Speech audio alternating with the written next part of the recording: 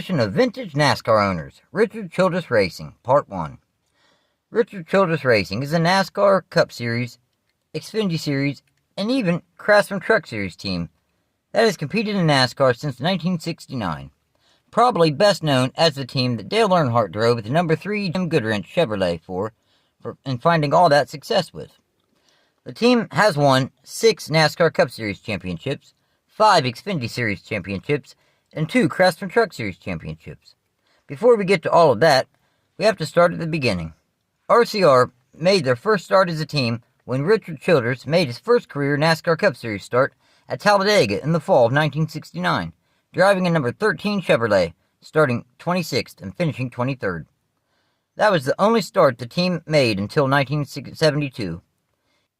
In 1972, Richard Childress made 14 starts in a number 96 Chevrolet for RCR. His best start was 16th at North Wilkesboro in the fall, and his best finish was 16th at Nashville Fairgrounds in the fall. The team was plagued by DNFs, netting 12 and 14 starts. Finally, in 1976, RCR became a full-time NASCAR Cup Series team, with Childress driving a number 3 Kansas Jack Chevrolet. Tim Brewer served as the team's crew chief. His best start was 5th at Richmond in the fall, and his best finish was 6th at Richmond in the spring. Overall, he scored 0 poles, 0 wins, 0 top 5s, and 11 top 10s, finishing 11th in final Cup Series point standings. The 1977 NASCAR Cup Series season was a lot like the previous season. Richard Childress Racing returned full-time with Childress behind the wheel of the number 3 Kansas Jack Chevrolet. His best start was 4th at Nashville Fairgrounds in the summer. His best finish was 6th twice, at Riverside in the spring and North Wilkesboro in the fall. The team spent the entire season inside the top 10 in points. Overall, he scored 0 poles, 0 wins, 0 top 5s, and 11 top 10 finishes, finishing 9th in final Cup Series point standings. The team also fielded a number 03 for 2 starts for Bill Seifert. For 1978, the team returned to the Cup Series full-time once again, with their owner Richard Childress behind the wheel of the number 3 Kansas Jack CRC Chemicals Chevrolet. Cliff Champion replaced Tim Brewer as the team's crew chief. His best start was 3rd at Dover in the fall, and his best finish was 3rd at Nashville Fairgrounds in the summer. Overall, he scored 0 poles, 0 wins, 1 top 5, and 12 top 10s, finishing 10th in final NASCAR Cup Series point standings. Then in 1979, they would return to the NASCAR Cup Series again full-time, with owner Richard Childress behind the wheel of the number 3 CRC Chemicals Chevrolet. His best start was 10th at North Wilkesboro in the spring, and his best finish was 5th at Rockingham in the spring. Again, the team spent a season inside the top 10 in the Cup Series points. Overall, he scored 0 poles, 0 wins, 1 top 5, and 11 top 10s, finishing 8th in final NASCAR Cup Series point standings. A new decade, the 1980s, and in 1980, RCR got a new crew chief for their team, Kirk Shelmerdine. Childress was back behind the wheel of his number 3 CRC Chevrolet full-time. His best start was 9th at Daytona in the summer, and his best finish was 6th 3 times, at Riverside in the spring, then College Station and Talladega in the summer. Yet again, the team spent the entire season inside the top 10 in Cup Series point standings. Overall, he scored 0 poles, 0 wins, 0 top 5s, and 10 top 10 finishes, finishing 10th in final Cup Series points. Now, in 1981, the season began rather typical for the Richard Childress Racing team. The team's owner, Richard Childress, was serving as both the owner and driver once again, though the team could not find solid sponsorship. Childress raced anyway. He would make the first 20 starts of the season, with a best finish of 4th in the season opener at Riverside, being the only top 10 he scored in said 20 starts. Then he would step out of the driver's seat to make room for, at the time, the reigning NASCAR Cup Series champion Dale Earnhardt after he left the J.D. Stacy team. Also, bringing with him his Wrangler sponsorship over to the number 3 team. In 11 starts, his best start was 3rd at Riverside in the fall, and his best finish was 4th twice at North Wilkesboro and Riverside in the fall. In 11 starts, he scored 0 poles, 0 wins, 2 top 5s, and 6 top 10s. At the conclusion of the season, Childress told Earnhardt to find a better ride, and when this team improves, they can get back together. So that's what Earnhardt did, moving over to Bud Moore's number 15 Ford. The new driver for the 1982 NASCAR Cup Series season for RCR was Ricky Rudd, behind the wheel of the number 3 Piedmont Airlines Pontiac full-time. His best start was first twice at Dover and Martinsville in the fall, and his best finish was second twice at Martinsville and Riverside in the fall. The pole at Dover was the team's first ever pole position, and second at Martinsville and Riverside is the team's best ever finishes. Overall, he scored 2 poles, 0 wins, 6 top 5s, and 13 top 10s, finishing 9th in final NASCAR Cup Series point standings. Richard Childress brought back Ricky Rudd for the 1983 Cup Series season, driving that number 3 Piedmont Airlines Chevrolet full-time. His best start was first 4 times, including the first 3 races of the season in 1983, at Daytona, Richmond, and Rockingham, then Martinsville, all coming in the spring. His best finish was first twice, at Riverside in the spring, then Martinsville in the fall. This team spent most of the season in the back half of the top 10 in points. They also won their first race at Riverside, and at times looked very, very competitive. Overall, he scored 4 poles, 2 wins, 7 top 5s, and 14 top 10s, finishing a solid 9th in final NASCAR Cup Series point standings. At the conclusion of the 1983 season, Rudd and RCR parted ways, essentially trading drivers with Bud Moore's 15 team. With Rudd gone to Bud Moore's number 15, for 1984, Childress brought back Dale Earnhardt, now that the team was capable of winning races. Earnhardt brought Wrangler's jeans sponsorship with him to the number 3 Chevrolet. Kirk Shelmerdine remained the team's crew chief. Earnhardt's best start was second twice, at Daytona in the summer, then Dover in the fall. And his best finish was first twice, at Talladega in the summer and Atlanta in the fall. In point standings, the team did very well, even leading the series points for 5 straight weeks at one point.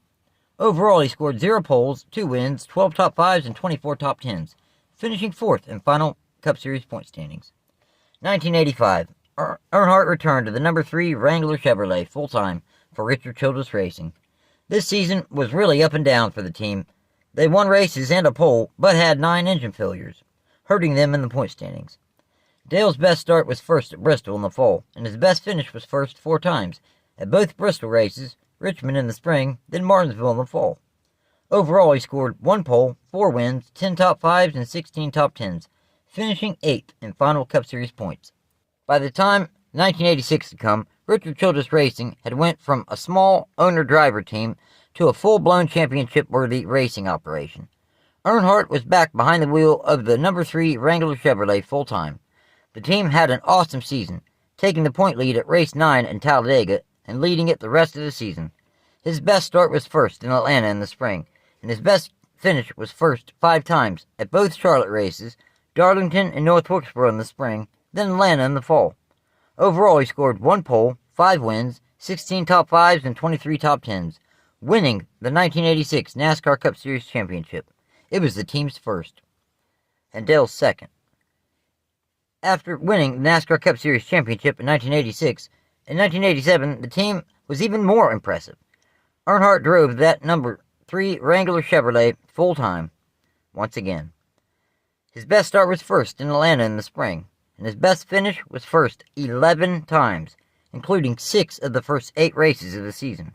Both races at Darlington, Bristol, and Richmond, then Rockingham, North Wilkesboro, and Martinsville in the spring, and Michigan and Pocono in the summer. Overall, he scored 1 pole, 11 wins, 21 top 5s, and 24 top 10s, successfully defending the NASCAR Cup Series championship, indeed winning the 1987 Cup Series title.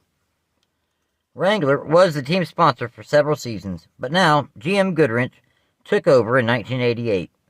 Dale Earnhardt in his so-familiar number 3 GM Goodwrench Chevrolet.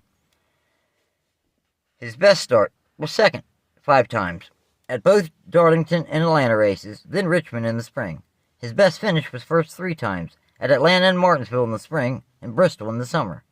Overall, he scored 0 poles, 3 wins, 13 top 5s, and 19 top 10s, finishing 3rd in final NASCAR Cup Series point standings. As we all know, Earnhardt returned for the 1989 NASCAR Cup Series season.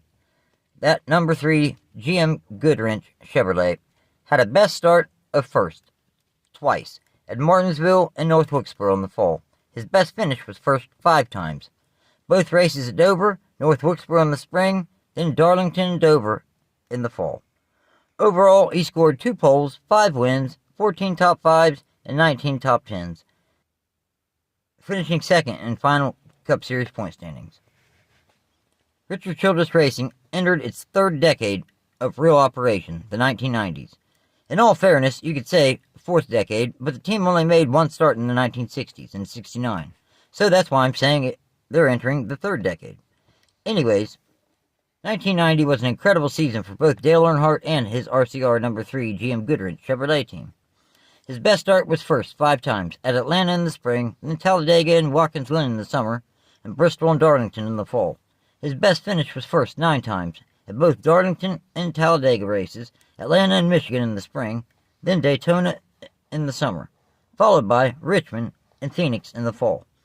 Overall, he scored 5 poles, 9 wins, 18 top 5s, and 23 top 10s, winning the 1990 NASCAR Cup Series championship.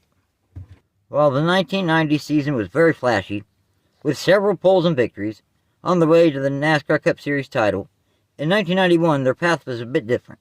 The number 3 GM Goodwrench Chevrolet of Dale Earnhardt had a best start of second at Bristol in the spring, and his best finish was first 4 times, at Richmond and Martinsville in the spring, then Talladega in the summer, and North Wilkesboro in the fall.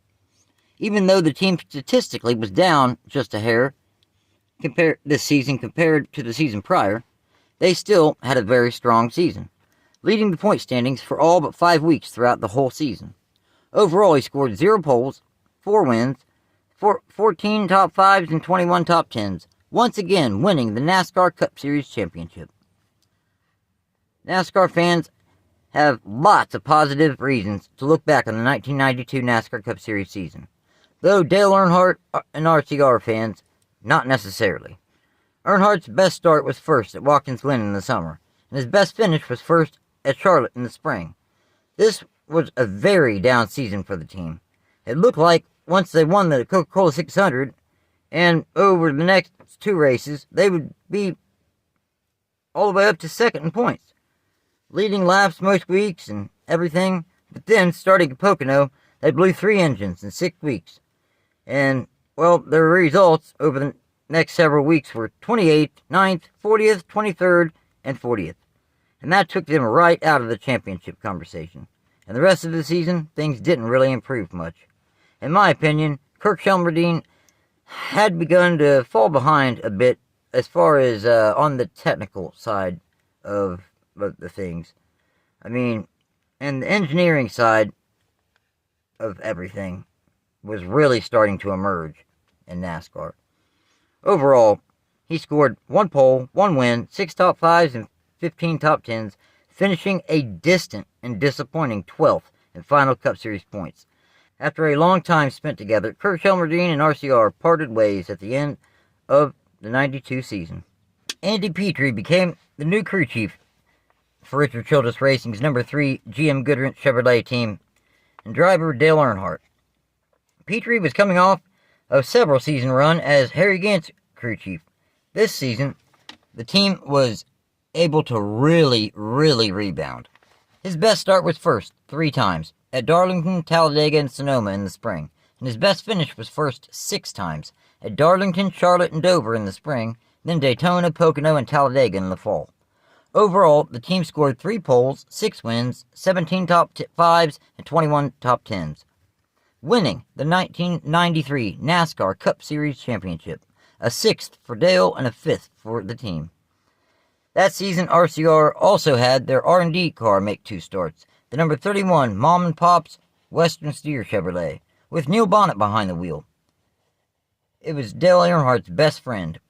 His best start was 20th, and his best finish was 34th, both coming at Talladega. Ironically, even though that would be where he was involved in a very scary crash where he actually flipped. Sadly, Bonnet would lose his life the following February while practicing for the Daytona 500 and James Finch's number 51 Chevrolet. Bonnet was Earnhardt's best friend.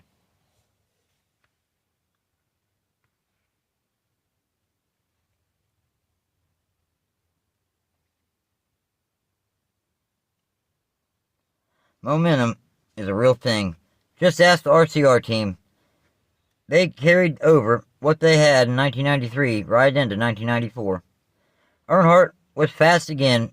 His best start was first at Daytona in the summer, and his best finish was first 4 times at Darlington, Bristol, and Talladega in the spring, then in the fall at Rockingham. Once again, the team took the point lead at the Indianapolis race, the Brickyard 400, the inaugural Brickyard 400, that is, and never looked back, winning their 6th and Dale Earnhardt's 7th record-tying championship, tying with Richard Petty at the time. It turned out to be his final NASCAR Cup Series championship. Overall, he scored 1 pole, 4 wins, 20 top 5s, and 25 top 10s. For 1995, Childress basically kept the number 3 GM Goodrich team the same, with good reason. I mean, they were just coming off back-to-back titles. Earnhardt's best start was first 3 times, at Atlanta in the spring, Daytona in the summer, then Richmond in the fall. His best finish was first 5 times, at North Wilkesboro and Sonoma in the spring, Indianapolis in the summer, becoming the 2nd winner of the Brickyard 400, then Martinsville and Atlanta in the fall. Overall, he scored 3 poles, 5 wins, 19 top 5s, and 23 top 10s, finishing 2nd in final NASCAR Cup Series point standings. Even though they were still very successful, Petrie left the team to form his own Cup Series operation, Andy Petrie Racing. In 1995, NASCAR formed the Super Truck Series, what would later be called, and is currently called, the Craftsman Truck Series. RCR decided to field a full-time entry, the number 3 GM Goodrich Chevrolet, with Mike Skinner behind the wheel. Rich Burgess served as crew chief. The team did amazing. His best start was first 9 times, at Tucson, Sages, Mesa Martin, Portland, Bristol, all in the spring, Milwaukee and IRP in the summer, then Martinsville and North Wilkesboro in the fall. His best finish was first 8 times, both races at Phoenix, Portland, and I-70, and then Louisville in the spring, Milwaukee and IRP in the summer, Mesa Martin in the fall. Overall, he scored 9 poles, 8 wins, 17 top 5s, and 18 top 10s, winning the 1995 inaugural Super Truck Series Championship. RCR also fielded a number 31 truck for Bill Cooper at Sonoma, finishing 25th. And they also fielded a 31 truck for Dave Marcus later that season, in the season finale at Phoenix, where he finished an impressive 7th. Childress put David Smith atop the pit box in place of Andy Petrie for the 1996 Cup Series season. The season wasn't horrible. They even led the point standings for 8 weeks going into the Daytona summer race. Though, at Talladega in the summer, he was in a bad accident, a rollover crash where he was T-boned while on his roof. He dislocated his sternum and broke his collarbone. 2 weeks later, Earnhardt ran the entire race at Watkins Glen, a road course, sitting on the pole, starting first, leading 54 laps before finishing 6th. Incredible. Earnhardt's best start was first twice, at Daytona in the spring, then Watkins Glen in the summer. His best finish was first twice, at Rockingham and Atlanta in the spring. Overall, he scored 2 poles, 2 wins, 13 top 5s, and 17 top 10s, finishing 4th in final NASCAR Cup Series point standings. Somewhat of the same luck found RCR's Truck Series team again in 1996 that it had in 95. Mike Skinner returned to the number 3 GM Goodrich Chevrolet full-time in the Craftsman Truck Series. Skinner's best start was first 5 times at Phoenix and Bristol in the spring, IRP in the summer, then Loudon and Sonoma in the fall. His best finish was first 8 times at Tucson, Colorado, and Topeka in the spring, IRP and Flemington in the summer, then Richmond, Martinsville, Mesa Martin in the fall. Overall, he scored 5 poles, 8 wins, 17 top 5s, and 20 top 10s, finishing a solid third in final Craftsman Truck Series points. Somewhat against the wishes of Dale Earnhardt, Richard Childress felt it very necessary to start a second team so they could continue to grow and gather quality information, just like all the other successful teams at the time. Mike Skinner made 5 NASCAR Cup Series starts in a number 31 Realtree Chevrolet. His best start was second at Phoenix in the fall, and his best finish was 12th at Rockingham in the spring. The 1997 NASCAR Cup Series season saw the RCR team grow to a 2-car team. Dale Earnhardt got a new crew chief as Larry McReynolds came over from Robert Yates Racing. His best start was second at Daytona in the summer, and his best finish was second 4 times at Talladega in the spring, Loudon in the summer, Dover and Martinsville in the fall.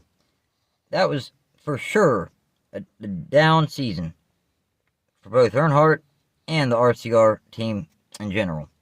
In typical Intimidator fashion, after he got in another rollover accident in the Daytona 500, after exiting his wrecked race car, Earnhardt saw that all 4 tires were still on the car and it was on its wheels. He climbed back out of the ambulance and saw if the engine would crank up. It did. So Earnhardt climbed back in the race car and finished the Daytona 500. Again, incredible. Overall, he scored 0 poles, 0 wins, 7 top 5s, and 16 top 10s, finishing 5th in final NASCAR Cup Series point standings. Childress also brought the team's R&D team up to a full-time teammate to Earnhardt, the number 31 Lowe's Chevrolet with Mike Skinner behind the wheel. Kevin Hamlin served as the team's crew chief. His best start was first, twice, at both races at Daytona. His best finish was 6th at Pocono in the summer. Skinner was able to win Rookie of the Year honors in 1997 in the Cup Series. Overall, he scored 2 poles, 0 wins, 0 top 5s, and 3 top 10s, finishing 30th in final NASCAR Cup Series point standings. In the Craftsman Truck Series, Jay Sauter took over the number 3 GM Goodwrench Chevrolet full-time after Mike Skinner moved up to the Cup Series. Sauter's best start was 3rd twice at Milwaukee in the spring and Topeka in the summer, and his best finish was 1st at Loudon in the spring. Overall, he scored 0 poles, 1 win, 10 top 5s, and 15 top 10s, finishing 6th in final Craftsman Truck Series point standings. Mike Dillon made 1 start in the Craftsman Truck Series at Phoenix in the fall, driving a number 33 truck, starting 29th and finishing 16th. Dale Earnhardt had won everything there was to win at Daytona by 1998. Everything there is except the Daytona 500. In 1998, after 20 years of trying and 20 years of frustration, Earnhardt finally drove his number 3 GM Goodwrench Service Plus Chevrolet to victory lane in the Daytona 500. Though, following the victory, the team only scored 3 more top 10s in the next 12 races. So Richard Childress made the decision to swap crew chiefs between the number 3 team and the number 31 team, meaning Larry McReynolds became Mike Skinner's crew chief and Kevin Hamlin became Dale Earnhardt's crew chief, starting at race 14 at Michigan. Earnhardt's best start was 2nd at Talladega in the spring, and his best finish was 1st, winning the 1998 Daytona 500. Overall, he scored 0 poles, 1 win, 5 top 5s, and 13 top 10s, finishing 8th in final Cup Series points. Mike Skinner returned to the number 31 Lowe's Chevrolet full-time. Like the 3 team, the number 31 team encountered crew chief changes. His best start was 2nd at Bristol in the summer, and his best finish was 3rd twice at Watkins Glen in the summer, then Daytona in the fall. Overall, he scored 0 poles, 0 wins, 4 top 5s, and 9 top 10s, finishing 21st in final Cup Series point standings. In the Truck Series, Jay Sauter returned to the number 3 GM Goodwrench Chevrolet. His best start was 2nd twice at Evergreen in Texas in the spring. His best finish was 1st at Martinsville in the fall. Overall, he scored 0 poles, 1 win, 7 top 5s, and 14 top 10s, finishing a solid 4th in final Craftsman Truck Series point standings. The following season, in 1999, Dale Earnhardt returned to the RCR number 3 GM Goodwrench Chevrolet full-time. His best start was 4th at Daytona in the spring, and his best finish was 1st 3 times at both Talladega races, then Bristol in the summer. We all remember that one, where he rattled Terry Labonte's cage. Anyways, overall, he scored 0 poles, 3 wins, 7 top 5s, and 21 top 10s, finishing 7th in final Cup Series point standings. The number 31 Lowe's Chevrolet had Mike Skinner behind the wheel again in '99. His best start was first twice, at Pocono in the summer, then Richmond in the fall. Really, the team had a pretty solid season. This would end up being the best season statistically that Skinner would ever have.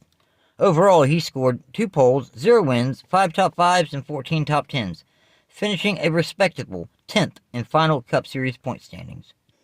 Kevin Harvick made his Xfinity Series debut when RCR decided to field a number 2 Chevrolet at Rockingham in the fall.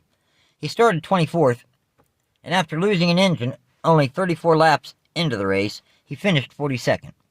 In the Craftsman Truck Series, Jay Sauter returned for one more season with RCR's number 3 GM Goodwrench Chevrolet full-time. His best start was first twice at both Texas races. His best finish was first twice at Louisville and Texas in the fall. Overall, he scored 2 poles, 2 wins, 8 top 5s, and 16 top 10s, finishing 5th in final Craftsman Truck Series points. RCR also fielded a number 8 Chevrolet from Mike Dillon for 2 starts. His best finish was 30th at Watkins Glen. RCR entered a brand new century, the year 2000, as one of NASCAR's more competitive teams.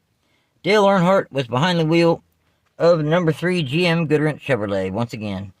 His best start was 3rd at Watkins Glen in the summer, and his best finish was first twice at Atlanta in the spring and Talladega in the fall, in what would turn out to be Earnhardt's final career victory at Talladega.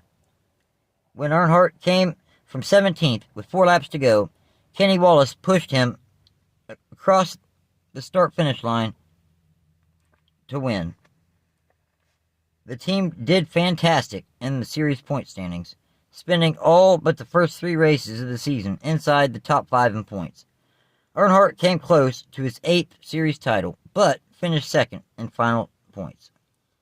Overall, he scored 0 poles, 2 wins, 13 top 5s, and 24 top 10s.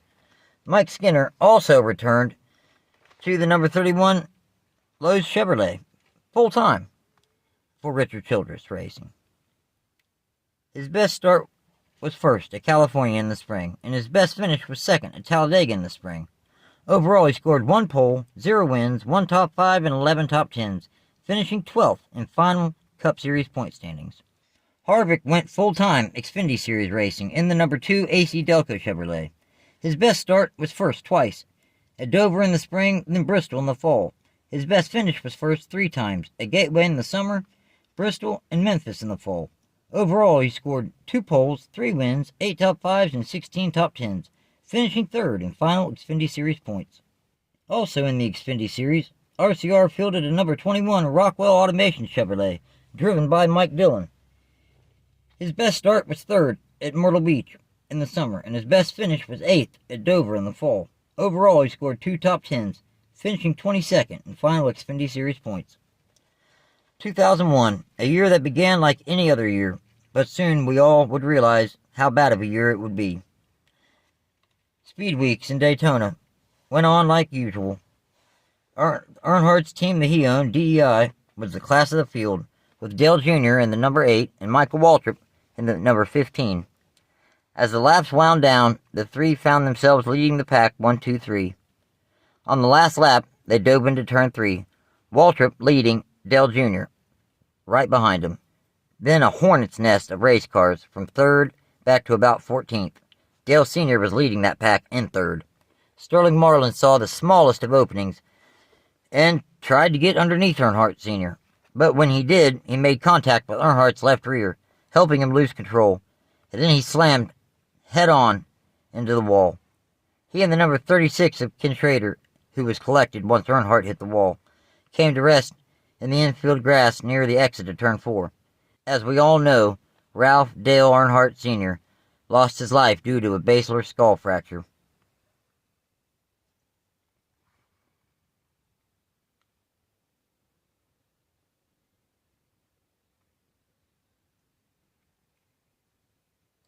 Thank you all for watching, and we will be along with part 2.